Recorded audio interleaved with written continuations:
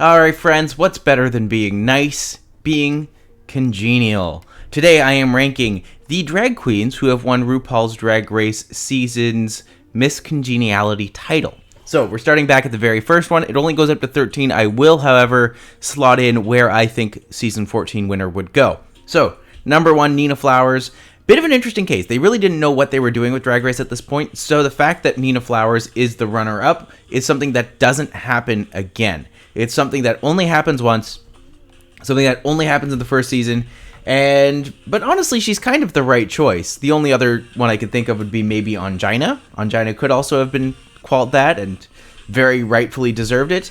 Nina's a queen we don't hear very much from anymore, but has obviously had a huge impact on the franchise as a whole. I would say her crowning simple, like easy A. Easy A. In terms of how her legacy is done, what she's done since then, she's great. She's a great queen. I don't think anyone is complaining that she has won the Miss Congeniality title. It was really cool for her to win something, especially because she was such a different queen coming in. Repping, I believe she repped Puerto Rico. But I can't say that. No, she did. She did. Yeah. But she's great. Like, super interesting queen. Lots of very sharp, interesting looks. Very ahead of her time. If she was to, like, walk out today doing what she did then, it would still fit right in. It would still be progressive at this point. So, great choice. Very, very highly deserved. And just a fantastic queen. She's great. What can we say? Pandora Box. Pandora Box in Season 2 really was like the robbed queen. It was really nice to see her get a title.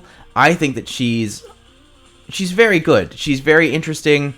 I feel like she's aged very well, which is something that a lot of people slide. Like, why would you bag on someone for getting older? That doesn't make any sense to me. The fact that they're still doing something shows that they have a legacy to prove. And, you know, she was very funny then. She's still very funny.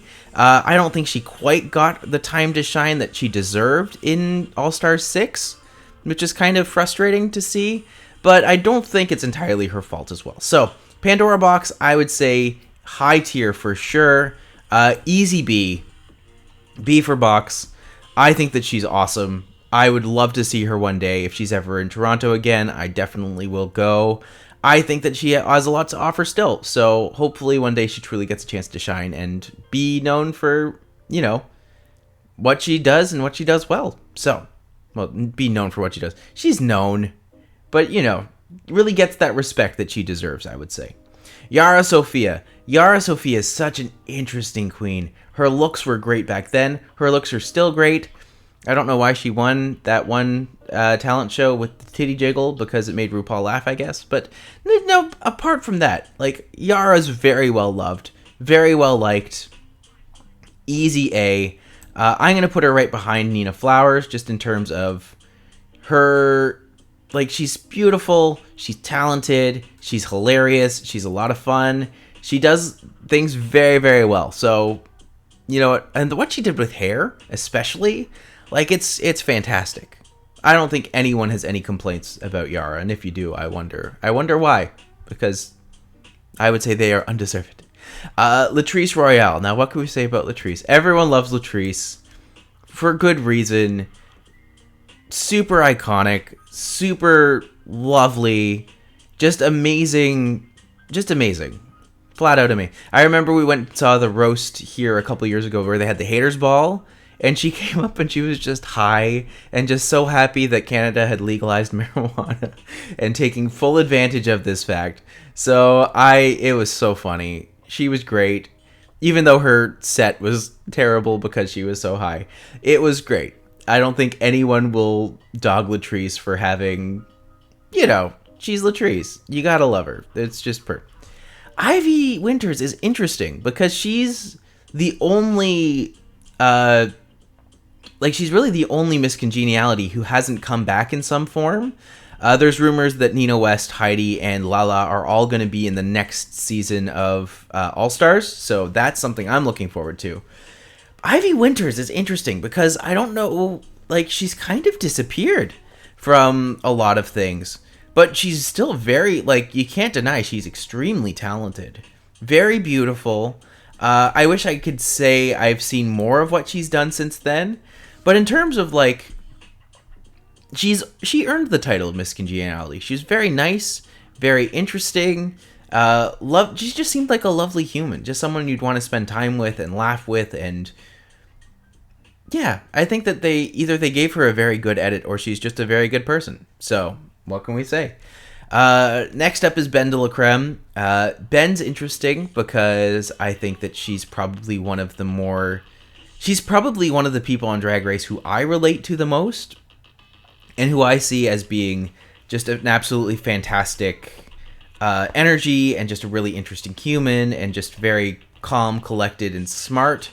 I'm making myself sound like I see myself that way. No, I see myself in Ben in the sense that like she's very open about like mental health struggles and very open about being connected and interesting and just she's so talented and just like I can't put her anywhere else but at the top. Her exit from All Stars 3 is legendary. She would have won. Like, she just would have won. It would have been her and Shangela at the end, and both of whom are extremely deserving. So I would say top points to Ben, and just did fantastic. No complaint. This next one's going to be contentious. Katya. Katya is obviously a force these days. She's obviously one of the highest ranked queens of all Drag Race at this point. She's Katya. She's amazing. But for me, I've always found her to be extremely interesting and flexible and just extremely talented. But she's never been like a top tier for me. And I have no doubt that she does amazing things. Her looks are fantastic. She's great. But for me, I would say she's very high A tier. That's nothing to say that I don't think she could be an S tier or SS++ as they put here for some reason. But for me, like, I think she's nothing wrong with her. Great. She's done very well. I love how open and honest she was. I love her. She's so funny, obviously. But I would say just for me, A tier. Definitely solid, high A tier. Cynthia Lee Fontaine. This is an interesting one. She's, I don't feel like she got the chance to really shine on Drag Race. I don't think that she got the chance to really show what she can do. So I would love to see her really amp up her own style and really take control of her own image on like her own show. I think that would be really cool. I'd love to see like one of the drag shows she hosts, or I'd love to see what she does. Her story about having like when she was announced as the Miss Congeniality, everyone was kind of shocked because she was such an early out to kind of come back and be a part of the next season. Whether that was the right or wrong choice, it's not up to me to decide. But, like, you know, you can't argue the cuckoo is iconic. So, you know, being a D Miss Congeniality by no means that you are a bad queen by any stretch of the imagination. So, yeah, great. Does wonderful. I'd love to see her perform, and I hope that she's doing well. Next up, we have Valentina. She's perfect. She's beautiful. She looks like Linda Evangelista. She's a model. We can go... This one's a little hard because I've never been a huge Valentina fan, but I can't deny she does very well. I would say for me personally, high B. Maybe underpants. No, I feel comfortable with this. Does she deserve the title of Miss Congeniality? Absolutely not. Is she beautiful? Is she talented? Absolutely. Just maybe don't ask her to sing. But no, she's great. She's did very well. Obviously has her legions of fans, and I think that she's doing fine for herself these days. Monet Exchange. For me, also a high B. I think that she does really amazing things. I love that when she came back, she did very well on All Star 7, rightfully so. I think that she's very talented. Her looks are fantastic. I still think that her and Dusty Ray should have tied and both stayed because that lip sync is legendary and they both did phenomenal. So, I will put her high safe B. But that's, again, this is just me. Nina West. I love Nina. Nina is so cool. I think that she's so for me, what kind of puts her a step above it, I think a lot of people will argue this one, but for me, what puts her a step above is I feel like she's genuine. I feel like there's an element of her that actually just cares and wants people to do well and just wants people to have fun and just, like, for me, if you're going to be Miss Congeniality, you better be congenial. And I think that what she does with kids and the whole Drag Race public library readings is really cool. I feel like she's fantastic, and I hope that I get to see her one day. And yeah, that's all I have. Can also, like, everyone from S to pretty much any of these could be switched around, and I think there's justifiable reasons for all of them. So, moving on, we have Heidi and Closet, and I think Heidi's funny. I think Heidi's silly. I think she's great. I really enjoy what she's done. I'm going to put her low B, only because I think that the most memorable part I have of Heidi and Closet in terms of her being congenial is her classic catchphrase in Untucked of fuck you, fuck you, fuck you, and fuck. Like, that's funny. That's just funny that Miss Congeniality has this big, long rant about telling people off. I think that's great.